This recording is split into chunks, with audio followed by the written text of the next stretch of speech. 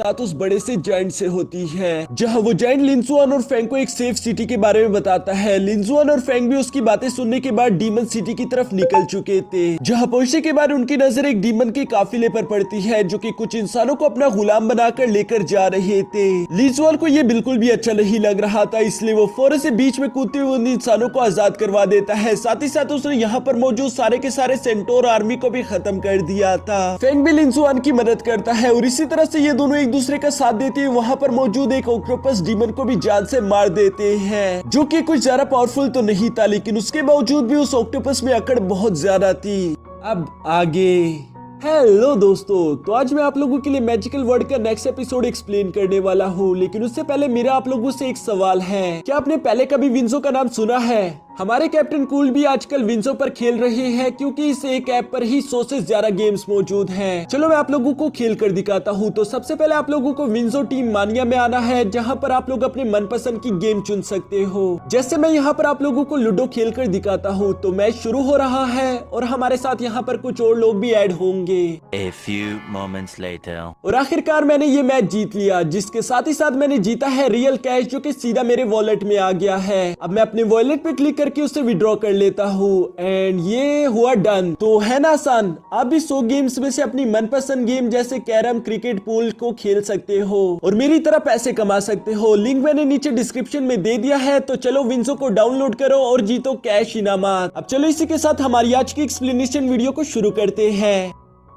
तो next episode के शुरू में हम देखते हैं कि लिंजुआन और फेंग ने मिलकर वहां पर मौजूद सारी की सारी आर्मी को खत्म कर दिया था, जिस पर लिंजुआन कहता है कि मेरे फादर ने मुझे इस सिटी के बारे में बताया था। यहाँ पर ये सिटी इतनी ज्यादा बड़ी तो नहीं है, लेकिन इसका राजा बहुत ज्यादा पावरफुल है। ये सुनकर फेंग कहता है कि ये तो फिर अच्छा हुआ कि हमने यहाँ पर मौजूद सारी की सारी आर्मी को खत्म कर दिया, जिसकी वजह से उसे कोई पैगाम नहीं पहुंचा पाएगा। ये दोनों भी इसी तरह की बातें कर ही रहे थे कि तभी अचानक वहाँ पर मौजूद उस मरे हुए ऑक्टोपस के पेट में से बहुत सारा सोना निकलकर बाहर आना शुरू कर देता है, जिस पर लिंजुआन और फेंग को समझ आ गया था कि ये ऑक्टोपस इतना ज्यादा पावरफुल नहीं है, बस ये अपने पेट में इस तरह से सोना जमा कर सकता था, जिसकी वजह से इतनी बड़ी आर्मी इसे सेफली कहीं पर लेकर जा रही थी। लेकिन कहाँ ये बात इन्हें मालूम नहीं थी, इसलिए वो वहाँ पर मौजूद ह्यूमन से इसके बारे में सवाल करते हैं। लेकिन वो ह्यूमंस तो बहुत ही ज्यादा डरे हुए थे, बल्कि उल्टा उन्हें लग रहा था कि लिंजुआन और फेंग भी उन्हें मारने या फिर खाने के लिए आए हुए हैं, जिसकी वजह से वो तो और भी ज्यादा घबरा गए थे। पर लिंजुआन यहाँ पर अपनी पावर्स का इस्तेमाल करते हुए उन सब लोगों की हथकड़ियां खोल देता है, जिसकी वजह से उन्हें समझ आ गया था कि ये लोग हमारे दोस्त हैं और वो इन लोगों के साथ बैठकर कुछ देर बातें करते हैं। यहाँ लिंजुआन और फेंग उन लोगों से सवाल करते हैं कि आखिर तुम लोग यहाँ पर गुलाम बनकर क्यों रह रहे हो, जिस पर उनमें से वो बूढ़ा आदमी जवाब देता है कि जब वो बड़ा डिमोनिक एस्टेरॉयड यहाँ पर गिर रहा था तो हमारे पूर्वजों ने 7 गॉडली बीड्स बनाए थे, जिसमें वो लोग पूरी तरीके से कामयाब तो नहीं हुए, लेकिन जिन ह्यूमंस के पास पावर्स थी उन्होंने अपने अपने कॉन्टिनेंट में जाकर रहना शुरू कर दिया था। पर हम जैसे ऑर्डिनरी ह्यूमंस जिनके पास कोई भी पावर्स नहीं थी, डीमंस ने हमें दोबारा से अपना गुलाम बना लिया और इस वजह से हमें यहाँ पर रहना पड़ा। लिंजुआन और फेंग को ये सुनकर काफी ज्यादा बुरा लग रहा था। लिंजुआन कहता है कि मैं तो अपने बचपन से एक ऐसी जगह पर बड़ा हुआ जहाँ मुझे किसी चीज की फिक्र नहीं करनी पड़ी, लेकिन अब मैं इन लोगों का दर्द समझ पा रहा हूँ। शायद इसी वजह से हमें ये पेयरलेस बीड मिला है, ताकि हम इन लोगों को आजाद करवा सके।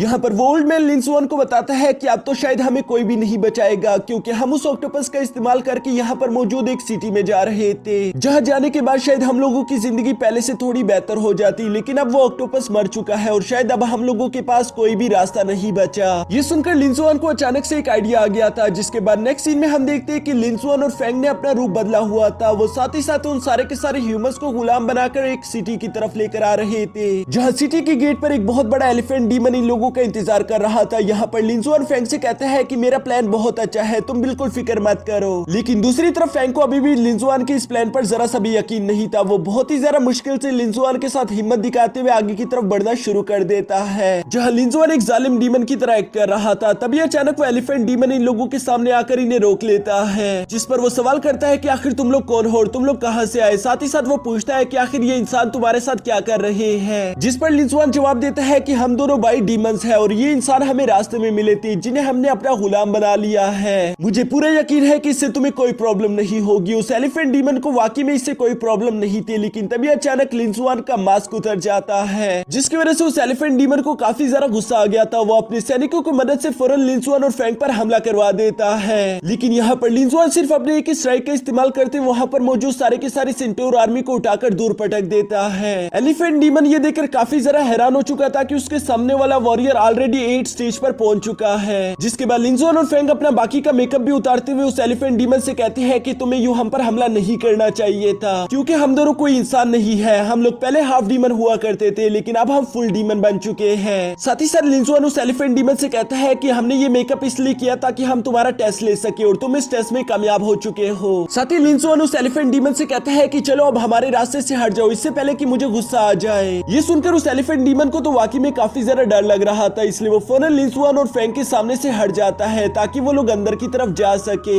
यहाँ लिंजुआन और फैंग के अंदर जाने के बावजूद भी उस एलिफेंट डीमन का शक खत्म नहीं हो रहा था, इसलिए वो अपने एक सिपाही से जाकर सेनापति को बुलाने के लिए कहता है। जिसके बाद नेक्स्ट सीन में हम देखते हैं कि लिंजुआन और फैंग ने सिटी के अंदर जाने के बाद वहां पर मौजूद सारे इंसानों को आजाद कर दिया था। तभी अचानक वहां पर एक सेनापति अपनी आर्मी को लेकर पहुंच जाता है, जो कि लिंजुआन और फैंग से पूछ रहा था कि क्या तुम दोनों वाकई में फुल डीमंस हो। यहाँ पर लिंजुआन अपनी फुल पावर्स उसे दिखाता है कि हाँ, हम दोनों डीमंस हैं। लेकिन उस सेनापति को मालूम हो चुका था कि लिंजुआन झूठ कह रहा है, ये दोनों सिर्फ मामूली से इंसान है, पर इनका पावर लेवल काफी ज्यादा हाई है, इसलिए वो उन्हें जिंदा छोड़ देता है। वो लिंजुआन और फैंग से कहता है कि अगर तुम दोनों यहाँ पर जिंदा रहना चाहते हो तो तुम दोनों को हमारे साथ चलना होगा एक ब्लाइंड डेट पर। ये सुनकर लिंजुआन और फैंग को कुछ भी समझ नहीं आ रहा था, इसलिए वो उस टाइगर सेनापति के साथ चलना शुरू कर देते हैं।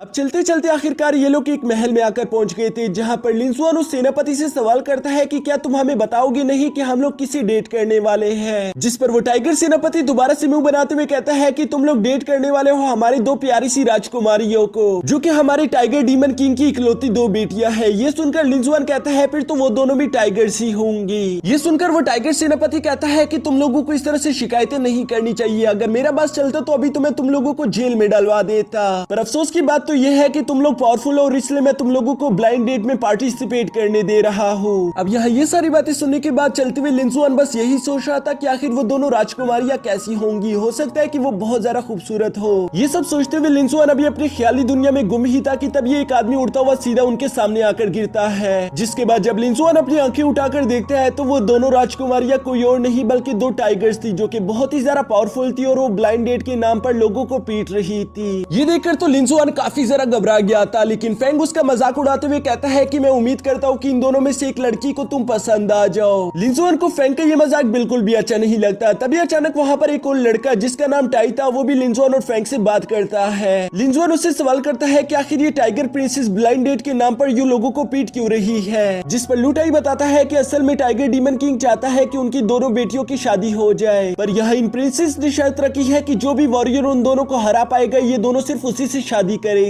लुटाई साथ ही साथ ये भी बताता है कि मुझे पहले भी इन टाइगर प्रिंसेस ने बहुत ही बुरी तरीके से पीटा था और अब ये लोग मुझे सेकंड राउंड के लिए बुला रहे हैं। जिस पर लिंजुआन उसे कहता है कि तुम फिक्र मत करो, इस बार हम यहाँ पर मौजूद है तो हम तुम्हारी मदद जरूर करेंगे। जिसकी थोड़ी देर बाद हम देखते हैं कि टाइगर प्रिंसेस ने बाकी के वॉरियर्स को भी हरा दिया था और अब वो लुटाई को मैदान में बुला रहे थे। जिस पर लुटाई घबराते हुए लिंजुआन और फैंग की तरफ देखता है ताकि वो उसकी मदद कर सके, लेकिन लिंजुआन और फैंग तो यहाँ पर ऐसे एक्ट कर रहे थे जैसे कि वो लुटाई को पहचानते ही नहीं। लुटाई भी मजबूरी में आकर फाइट के लिए अपना आर्मर एक्टिवेट कर लेता है, जिसकी वजह से लिंजुआन और फैंग को मालूम हो चुका था कि लुटाई भी एक 8 लेवल का वॉरियर है। पर साथ ही साथ हम देखते हैं कि लुटाई उन प्रिंसेस का मुकाबला नहीं कर पा रहा था। वो लगातार उन प्रिंसेस को हराने की कोशिश करता है, पर वो प्रिंसेस बहुत ही ज्यादा पावरफुल थी, इसलिए वो लुटाई पर लगातार कुछ हमले करके उससे काफी बुरी तरीके से इंजर्ड कर देती है। इसके बाद सीन शिफ्ट होकर यहाँ बाहर दरवाजे पर आ चुका था, जहाँ हम देखते हैं कि क्वीन रूबी भी लिंजुआन और फैंग को सेंस करते हुए उनके पीछे आ चुकी थी और वो यहाँ पर मौजूद सैनिकों को एक ही झटके में खत्म कर देती है। दूसरी तरफ मैदान में लुटाई के हारने के बावजूद भी वो प्रिंसेस रुकने का नाम नहीं ले रही थी, बल्कि वो यहाँ पर लुटाई को परेशान करने के लिए भी उसे और मारने वाली थी। पर लिंजुआन और फैंग से ये देखा नहीं जा रहा था, इसलिए वो बीच में आकर लुटाई को बचा लेते हैं।